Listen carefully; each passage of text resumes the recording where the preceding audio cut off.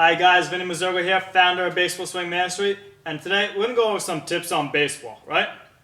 The first thing I want to go over is, are batting cages bad for your swing, right? There are some people out there that say that, hitting off a machine is not good for your swing because it's not the equivalent of a live game.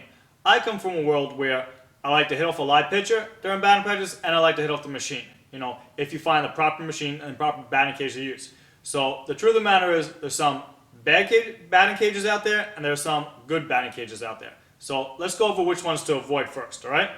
So the bad batting cages out there are those batting cages where if you go to the batting cage and you're standing at home plate, you'll see that the floor, right, the ground actually slopes down. It goes down. This way the balls can roll down to the machine, and the machine will actually be set, 3, 4, 5 feet in the ground, and then actually shoot the ball upwards at you. So the ball will actually be coming upwards. Now let's think about it. In a game, a pitcher's on a mount. So even if the pitcher wasn't on a mount, the pitch is coming from up here. The pitch comes from up here and it goes downwards, right?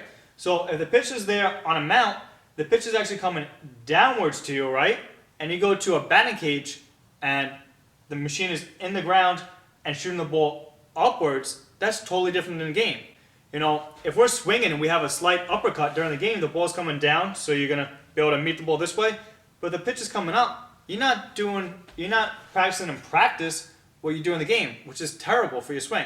So the batting cages you want to avoid, that you go to, is look at the ones that slope down and the machine's deep in the ground, 3, 5 feet, and shooting the ball upwards.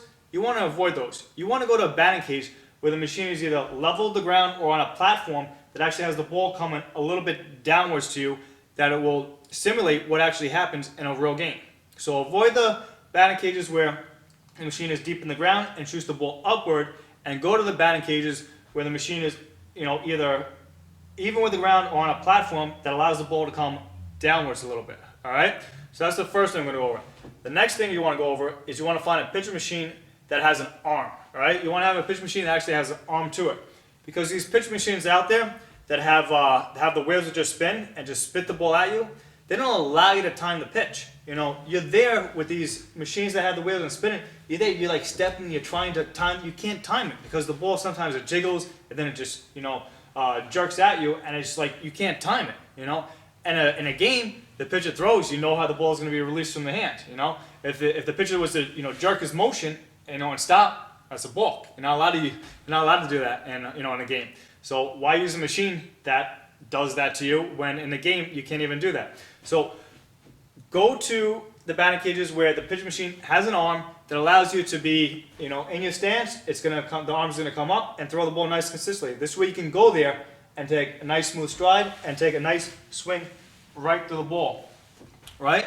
So avoid the machines that have the wheels unless you can really find a good machine and you can really get the timing down to work on curveballs with those machines. But you really got to find a good machine that actually throws the ball smoothly. Otherwise, I highly recommend just sticking with the pitcher machines that have an arm to it. All right, so guys, that's my tip of the day, and I'll talk to you guys later.